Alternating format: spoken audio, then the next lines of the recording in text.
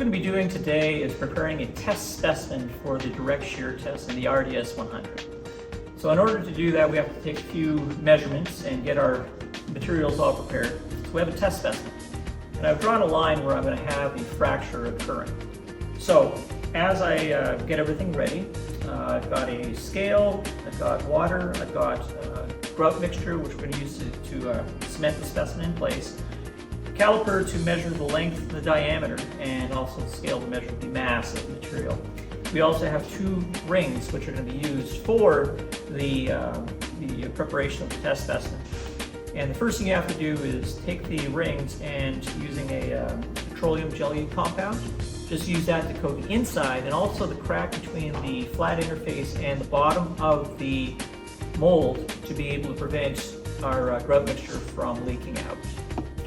So as we take the test specimen and get it ready to be mounted inside of the shear mold, we have to use a modeling clay material. That helps to position the specimen perfectly in place so that my fracture orientation is right in the middle between the two halves of the shear box.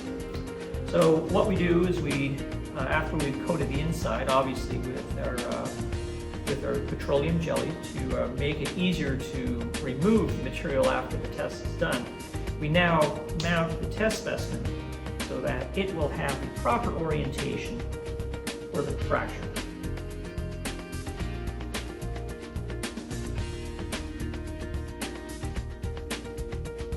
Now that we have the specimen placed in the position that we want it to be, we're now going to mix up our grout compound. The grout compound is a mixture of this material that we have, which is an anchor bolt material, along with water. And the mixing proportion that we use for this size of a specimen mold is 1,800 grams of the grout mixture along with 600 grams of water. So in order to mix everything together, first we do is weigh out the water, which in this case is 600 grams, and it's already been added to our mixing container. The next thing we do is we add our 1,800 grams of our concrete material, or grouting material. And what you want to do is you want to slowly add this to the water and mix at the same time so it prevents clumping and proper mixing of the material.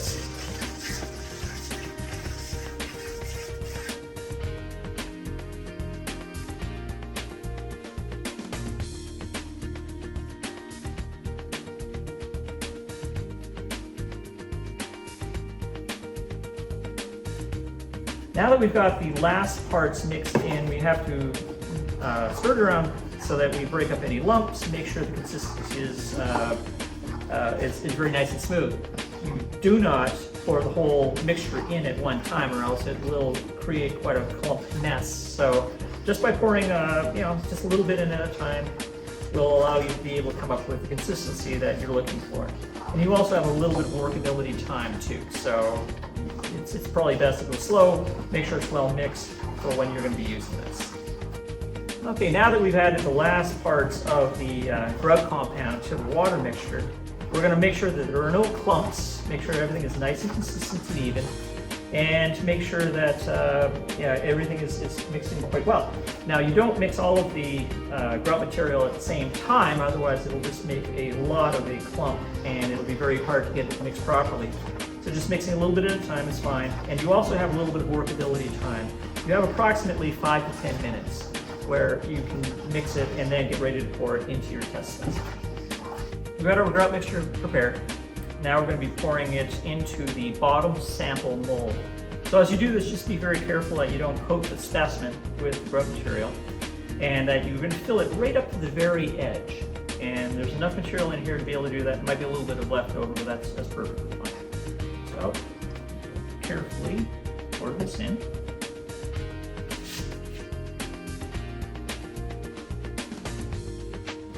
Of course, you want to make sure you don't bump the specimen. It doesn't need to fall down.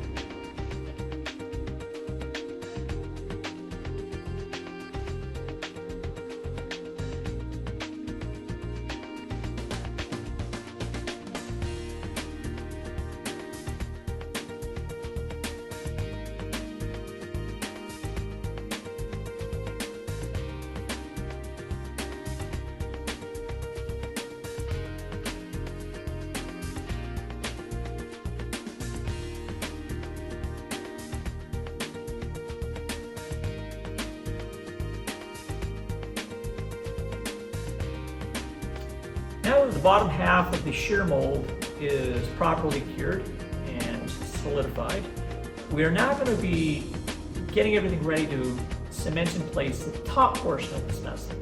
So in order to do this effectively, you need to put in a separation ring.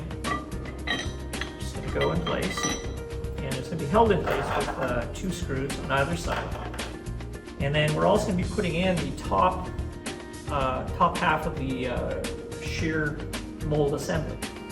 You'll notice that there's a beveled edge on one side and a flat edge on the other. So we want to make sure that the beveled edge is sticking up, because that's going to be key when we start working on the assembly inside of the shear box.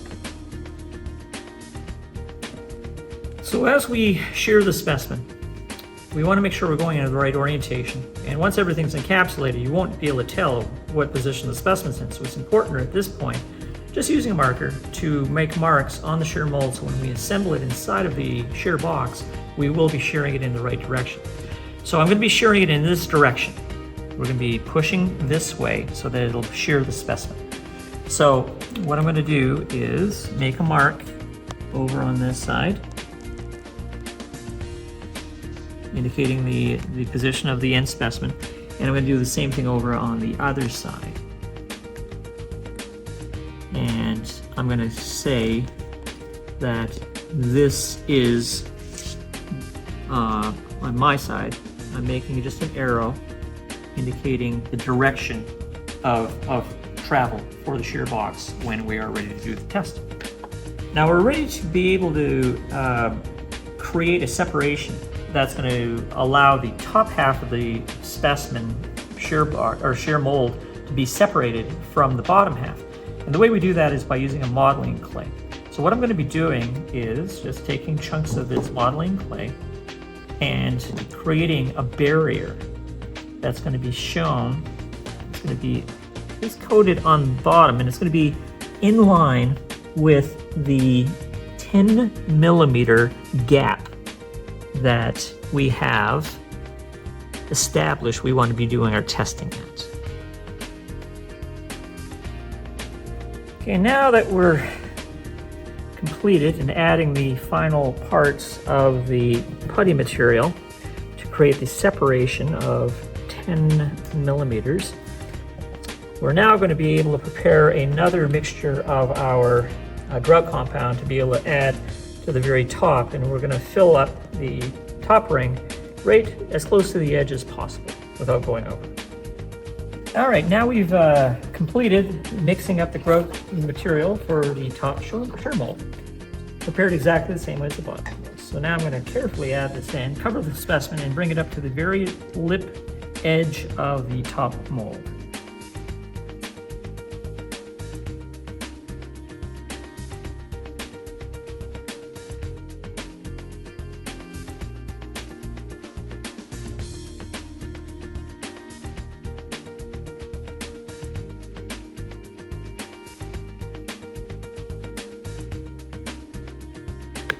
I'm just going to tap this to loosen any air bubbles that might have